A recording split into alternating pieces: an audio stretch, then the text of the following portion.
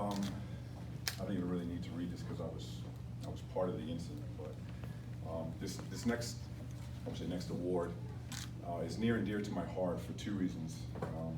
One is because it involves a family member, and I say a family member because this family has, get emotional here, but they've adopted me into their family.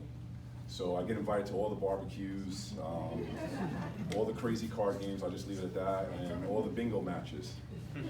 And the reason why I say it's special for another reason is because the family lost a member of our family last week to illness. So he obviously couldn't be here today, Kassidy Sottilare. So, but I know he's looking down upon us and the family, and he's very happy for what happened with Kassidy. So if I can call Kassidy up here.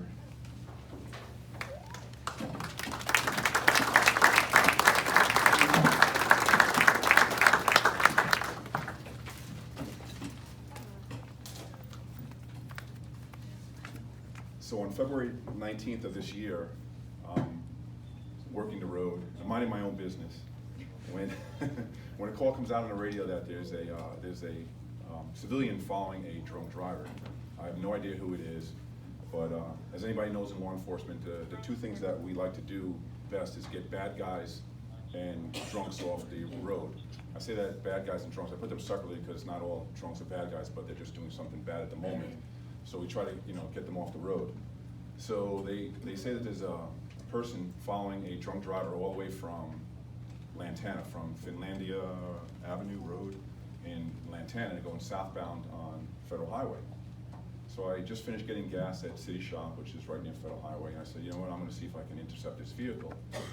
And if anybody knows how the police radio works, the person on the phone, which is Kassidy, is calling our dispatch. The call taker's typing it in. The dispatcher's reading it and then relaying it to the officers on scene. So there's that little 2-second delay. Well, in that 2-second time frame, a person can travel another 500 to 1,000 feet. So every time they give us an update, we're in one spot and they're south of us. So I said, let me see if I can get ahead of the game. I said, let me head down, because by this time they're saying that they're just south of Martin Luther King Boulevard, which is our northeast 10th Avenue. So I said, let me see if I can come down to Boynton Beach Boulevard and see if I can cut them off. And as I approach the light, I'm looking not for the civilian car, I'm looking for the suspect vehicle. And I see this silver car, and there's a person in the car, and their hands are going about 100 miles an hour. He's lying. Their hands are going about 100 miles an hour, pointing out like this, saying, there's the car, and I'm like, I don't know who this is. I'm not sure if this is the drunk driver or not. Maybe they're trying to tell me it's somebody else. And I look in front of this car, and there's the pickup truck that we were looking for. And she's telling me, that's the car, that's the car. And I'm trying to explain to her, like calmly saying, I gotta wait for the car to move. I wanna get a driving pattern to make sure that he's definitely under the influence. So the light's red now, and nobody's moving. Well, the light turns green, and he doesn't move. So as I pull up closer to him, the guy slumped over the wheel. And I'm like, oh no, here we go. Because I don't want to get out of my car and startle the guy, because then he's going to take off, possibly hit me or possibly hit somebody else.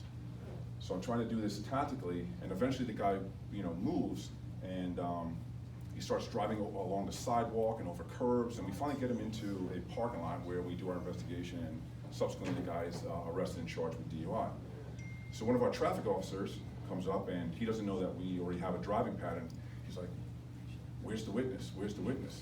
I'm like, I don't know. They were back there waving their arms around. So he calls on the radio and says, where's the, he says, dispatch, you know where the witness went?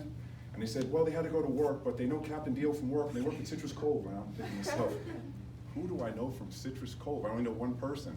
So I run back to the car, and I look on the computer, and sure enough, it's Kassidy was the person that was pointing out the vehicle. So I thought it was such a good thing. The first thing I do is I call her mom, who's an employee at Boynton Beach High School, and I say, hey, your daughter did a great job. She got a drunk driver off the road.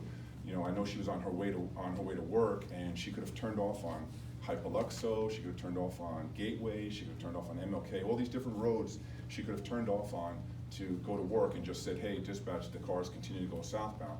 But in her job as an aftercare specialist, she takes care of a lot of children, and she knows at that time of the day is when there are going to be a lot of kids walking home from school, and she knew that if she didn't continue to follow this guy, that this guy could possibly injure some of these kids crossing the road. So she made that decision to not continue to go to work, but to continue to follow this vehicle until police intercepted her. And she's always given me recognition, saying thank you for your service. So I'd like to return the favor and thank her for her service to our community.